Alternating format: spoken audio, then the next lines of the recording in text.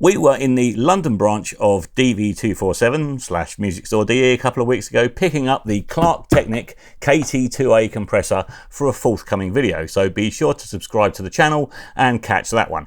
While we were there, I glanced over at two huge piles of microphones in the showroom. The Fame MS57 and MS58 Mark II. Now, I've had experience of fake Shure SM57s and SM58s before, after some kind soul once decided it would be a great idea to replace a couple of our studio models with fakes and hope we wouldn't notice. Try shoving that one up there as well. And they sounded, well, awful.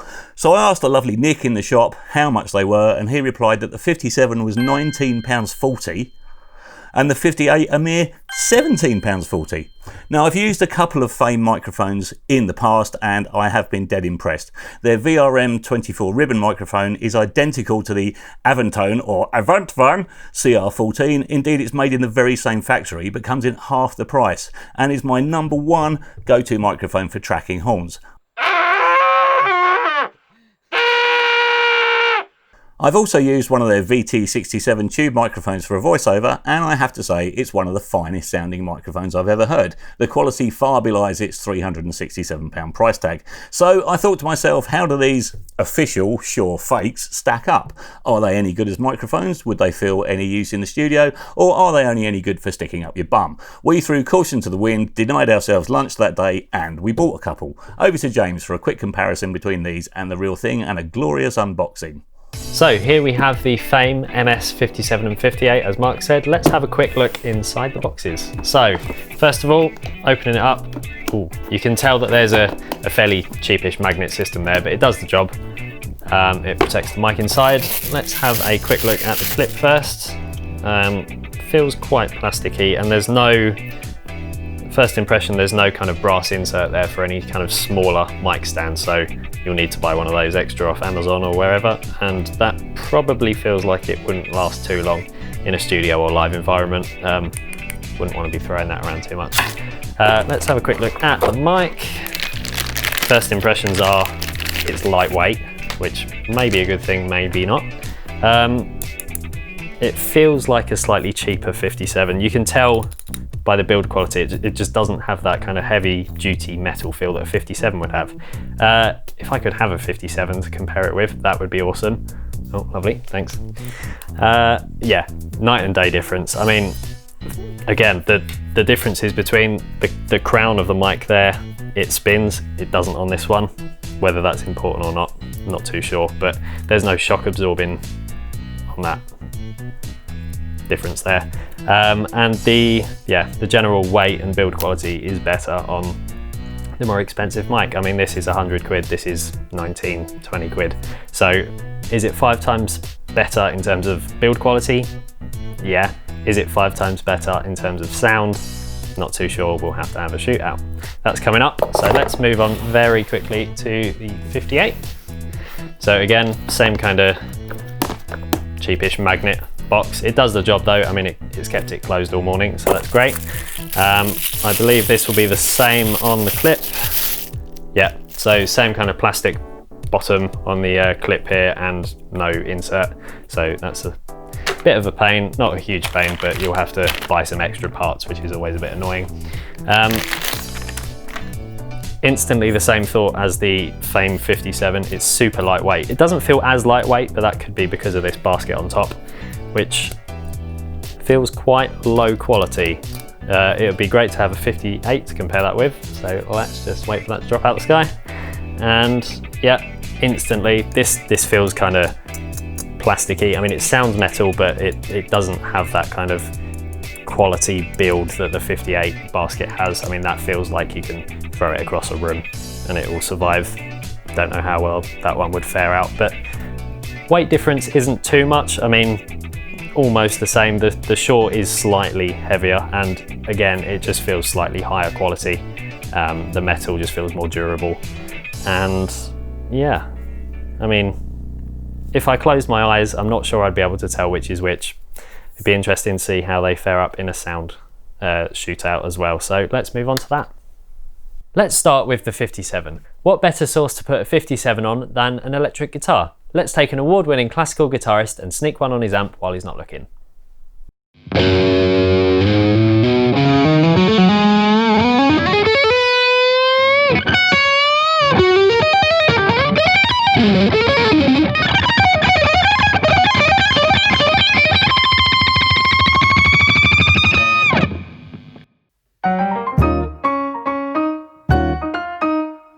So now let's have a quick listen to what it sounds like on a snare drum. Here's one I found earlier.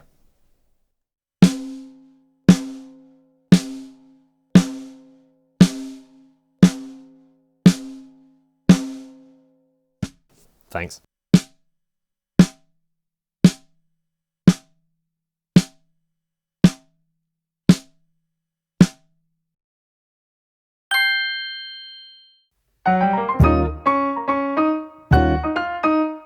And now for some horns.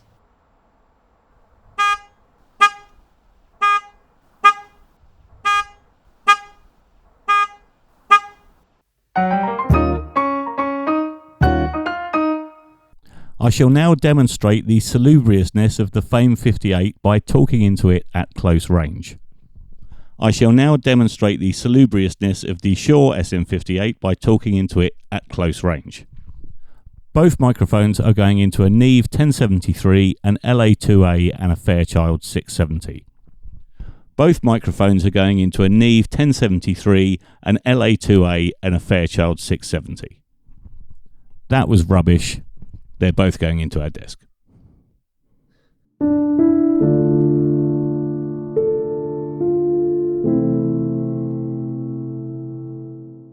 So, before we give you our professional verdict on these wonderful microphones, we're going to give you a chance to win them. If you're in the UK only, unfortunately, because it costs a fortune to send these abroad. We looked into it this morning and it was ridiculous, wasn't it? It costs more than the mics does. Yeah, it'd probably be cheaper for us to fly wherever you are and hand them over personally. So, unfortunately, only if you're in the UK, and you'll need to be the first to comment on our next video if you want to win either of these. So, have a look in the description below and that'll give you full instructions on how you can win one of these lovely microphones.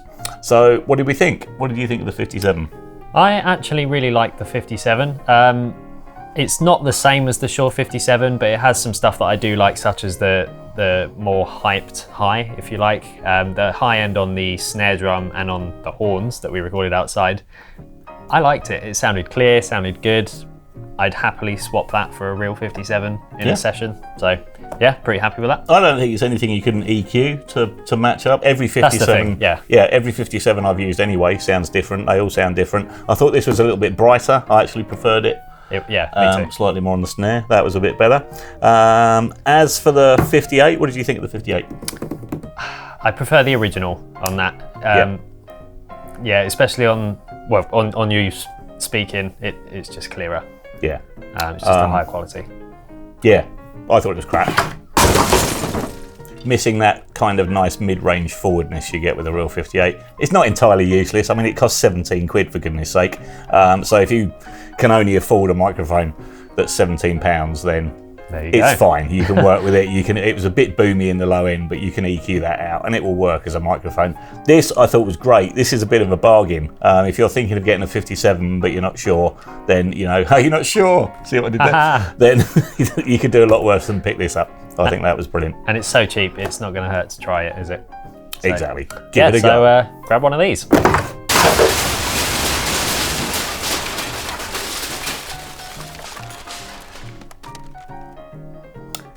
So check the description for your chance to win one of those microphones, and we'll see you in the next video. Bye.